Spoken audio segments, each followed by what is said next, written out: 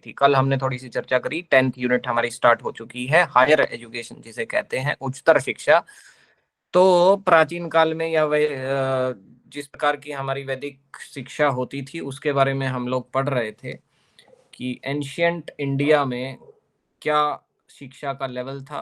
और ये सब हम लोगों ने जान लिया कि एलिमेंट्री एजुकेशन और सेकेंडरी और टर्शरी एजुकेशन में क्या अंतर है। हायर एजुकेशन और वोकेशनल एजुकेशन एंड ट्रेनिंग में भी अंतर हम लोगों ने स्पष्ट कर लिया था। इसके बाद यहाँ आ जाइए, Indian sources of knowledge. Bharat में जो ज्ञान के स्रोत हैं वो क्या है? तो देखिए भैया, वेद सब लोग जानते हैं, सबसे पुराना जो ज्ञान का स्रोत है वो क्या है? वेद। वेदों को क्या माना जाता है कि ये किसकी रचना है? ईश्वर की। ठीक है। अब कुछ लोग कहेंगे कि वेदों के तो भैया ऋषि लोग भी थे, है ना, अंगिरा है, ऋषि अग्नि है और कोई है। तो ऋषियों ने क्या किया? कोई बता सकता है कि वेद ऋषियों ने लिखे या ईश्वर ने लिखे? बताओ बताओ बताओ बताओ, लिखे किसने? ईश्वर ने लिखे। कौन है जो कह रहा है ईश्वर ने लिखे हैं?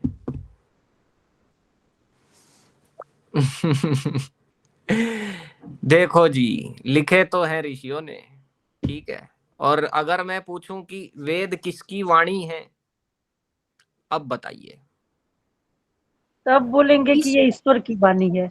हाँ, सच बात है। तो वास्तविकता यही है कि वेद जो है ईश्वर की वाणी है, लेकिन ईश्वर की वाणी को लिखा किसने? ऋषियों ने लिखा। तो ऋषियों ने ईश्वर की वाणी को कैसे सुना, कैसे देखा, कैसे समझा, ये कोई बता दे। ऋषि किसे कहा जाता है? आप्त पुरुषों बताओ स्वाति। आप्त पुरुषों को। आप्त पुरुष कौन होता है? आपने कहा कि आप्त पुरुषों को कहा जाता है, तो आप्त पुरुष कौन होते हैं? जिन्होंने ईश्वर के वचनों को सुना है, ग्रहण किया है। कैसे सुना, वही तो पूछ रहा हूं, कैसे? ईश्वर के वचनों को आपने क्यों नहीं सुना, ऋषियों ने क्यों सुना?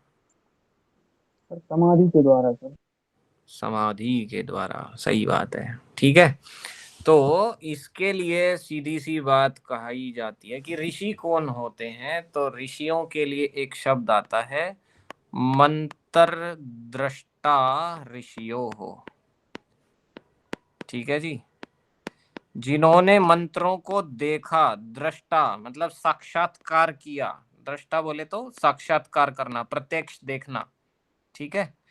तो जिन्होंने मंत्रों का साक्षात्कार किया, मंत्रों को देखा, वो कौन होते हैं? ऋषि होते हैं। तो मंत्र कौन से? वेद के मंत्र। कौन से मंत्रों की बात हो रही है यहाँ पे? वेद मंत्रों की बात हो रही है। तो वेद मंत्रों को ऋषियों ने देखा। ऋषियों ने कैसे देखा भाई वेद मंत्रों को? ध्यान के द्वारा, ठीक है, मेडिटेशन से देखा। उन्होंने ध्यान किया तो वो जान गए, ठीक है। ये बात सबको समझ में आई? तो ईश्वर की वाणी है वेद, और ऋषियों ने क्या किया? मेडिटेशन किया, ध्यान किया, समाधि करी, और उसमें ईश्वर उनको साक्षात्कार हुआ। और साक्षात्कार होने पर ईश्वर की जो वाणी थी, ईश्वर ने जो संदेश दिया, उस संदेश को हमारे ऋषियों ने लिख दिया, ठीक है। और वही ज्ञान हमारे पास उपलब्ध है वेदों के रूप में। तो वेद होते हैं इस विश्व के सबसे प्राचीनतम ग्रंथ, ठीक है।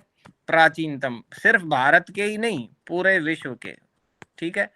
तो धरती पर जो सबसे पहला ज्ञान आता है वो कौन सा आता है?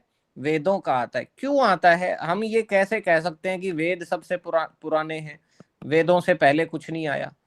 क्योंकि कल ही मैं जो आप लोगों को बात कर रहा था ना, एक वृंद शन्नवती कोटि, मतलब ये बता देना कि पृथ्वी कितनी पुरानी है, ये बता देना कि धरती जो है सूर्य के चक्कर लगाती है ना, ये बता देना कि सारे प्लेनेट जो है सोलर सिस्टम में किस प्रकार से काम करते हैं, ये बता देना कि हमारे जो यूनिवर्स है, यूनिवर्स के अंदर बहुत सारी गैलेक्सीज हैं।